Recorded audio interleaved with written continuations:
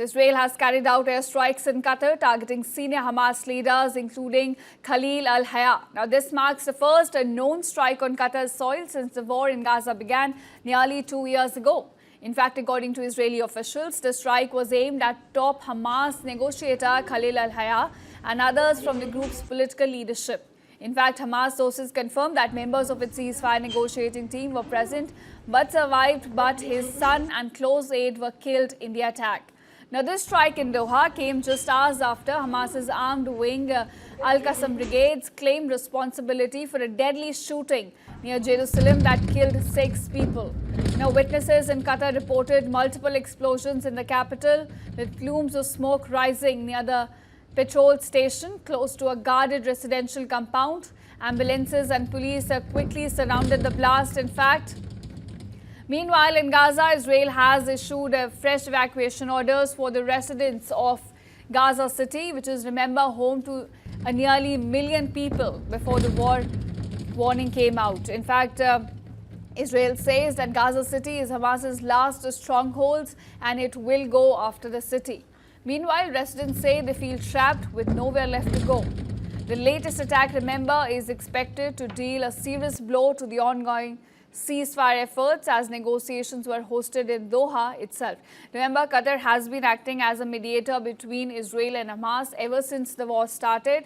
And in fact, Qatar also acts as a political headquarters of the militant group. So now this attack coming on Qatar's soil could definitely impact the negotiations that have been underway to get hostages back to Israel. Now, this conflict triggered by Hamas's October 2023 assault that killed over 1,200 Israelis and saw 251 taken hostage has now spread across the region, with Israel striking Hezbollah in Lebanon, Houthi in Yemen, and also Iranian-linked sites in Syria and Iran. So you can see multiple militant groups, multiple rebel groups, and multiple countries have been involved now. In fact, Israeli Prime Minister Benjamin Netanyahu says that the operation was planned and executed solely by Israel, and Israel takes full responsibility for the attack in Qatar. In fact, now, as I said before, Qatar, which has been mediating ceasefire talks alongside Egypt, condemned the strike as cowardly and a violation of the international law. Meanwhile, the UAE and Saudi Arabia, 2 important players in the Middle East, also issued sharp rebukes, calling the attack a blatant aggression against Qatar's sovereignty. Now, while the UN Secretary General Antonio Guterres called the strikes a flagrant violation of Qatar's sovereignty, urging all sides to focus on a permanent ceasefire instead of destroying it. Meanwhile, Pope Leo also expressed a deep concern, calling the situation very serious, and Iran labelled the attack dangerous and unlawful. Even Turkey responded saying targeting Hamas negotiators just proves Israel is not seeking peace. So now, with Israel striking inside Qatar, the very host of ceasefire talks of the war has entered an unprecedented new phase, threatening to derail the last remaining chances of diplomacy in West Asia, in fact.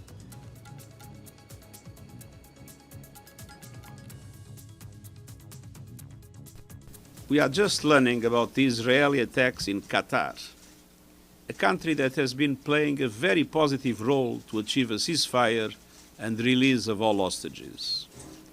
I condemn this flagrant violation of the sovereignty and territorial integrity of Qatar. All parties must work towards achieving a permanent ceasefire, not destroying it. The evidence is clear. Excessive military spending does not guarantee peace. It often undermines it, fueling arms race, deepening mistrust, and diverting resources from the very foundations of stability. A more secure world begins by investing at least as much in fighting poverty as we do in fighting wars. Thank you, and I leave you in the competent hands of my colleagues that had a decisive role in the preparation of the report. Thank you very much. Thank you very much, sir. The state of the Qatar condemns in the strongest wording the cowardly Israeli attack that targeted residential buildings where a number of members of the political bureau of Hamas movement live in the Qatari capital, Doha. The state of Qatar, while strongly condemning this attack, affirms it won't deal lightly with its reckless Israeli behavior and its continued tampering with the region's security and any actions that would target security and sovereignty.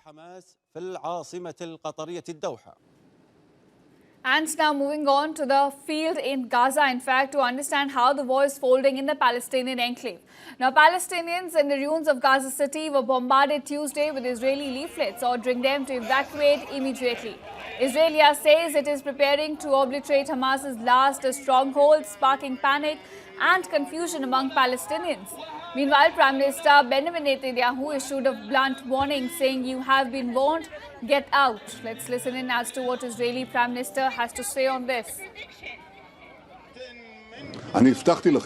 I promised you a few days ago that we will take down the terror towers in Gaza, and this is exactly what we are doing. In the past couple of days, 50 such towers were taken down by the Air Force. Now all this is only an introduction to the Sifta, to the powerful main act, which is a ground maneuver of our forces who are now assembling and organizing into Gaza City.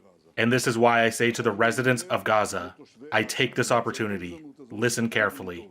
You have been warned. Leave now. But amid the rubble, many Palestinians say there is no safe place left to go for them. Some are trapped in tents, including the displaced cancer patients, and today Israeli forces control 3/4 of Gaza on the ground. My colleague Jakshi brings us the ground report on the same. In Gaza City, a recent evacuation order issued by the Israeli military has sparked widespread panic among residents. The military directive, which urges civilians to leave certain areas due to ongoing airstrikes and military operations, has created a sense of urgency and fear as many people struggle to find safe shelters. In order has led to chaotic scenes with thousands of families attempting to flee their homes despite the severe restrictions on movement in the densely populated areas. Humanitarian organizations have raised concerns about the lack of resources and already strained infrastructures, making it difficult for civilians to safely evacuate or access basic necessities. The situation remains tense with ongoing violence and limited opportunities for escape, exaggerating the humanitarian crisis in the region.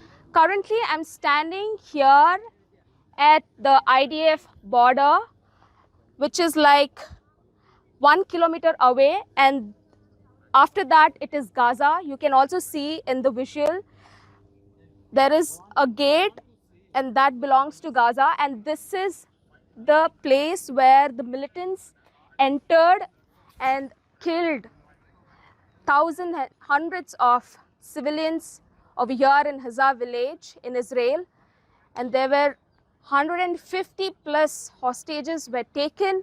There were women who were raped, there were children who were kidnapped, and they were physically assaulted by the Hamas. But you can see that even they have burnt several houses, they have completely destroyed the entire village. And they were also, the civilians were also asked to move to the bomb shells and bomb shelters, and also they were staying there for almost 22 hours until the IDF got under control, got the situation under control. But currently the situation is still that almost there are 200 plus houses in this village, and there are no civilians who are staying here. And this is happening for the past 22 months over here. On October 7th, 2023, when this incident happened, that's when the civilians left from this place. And till today, it is completely empty, and it is, the entire village is completely destroyed. You can see that the houses, the hostages, the children, there were several people, there were several civilians who were kidnapped, killed, sexually assaulted, raped by the Hamas. This is how it looks from the actual ground reality. Currently, I'm standing here at the Noah. This is a place where The Noah Music Festival happened on October 7, 2023, where thousands of civilians who attended the event. You can also see there's a setup of a DJ, and you can see they have paid their condolences for the people who have been murdered in this attack, and also they have paid their homages for, and also for further hostages who have been taken, who have been kidnapped by Hamas, and they are currently in Gaza. You can also see there are several civilians, thousands, hundreds of civilians who were murdered in this attack. But now also you can see that IDF is bombing Gaza. The war is still going on, and right now here I'm standing, and this is how the location looks like. This is Noah, and there were like more than 20 cops who were also murdered till the last bullet, and there were several kids, women were raped by Hamas. This is the situation that's currently looking like in Noah in Israel.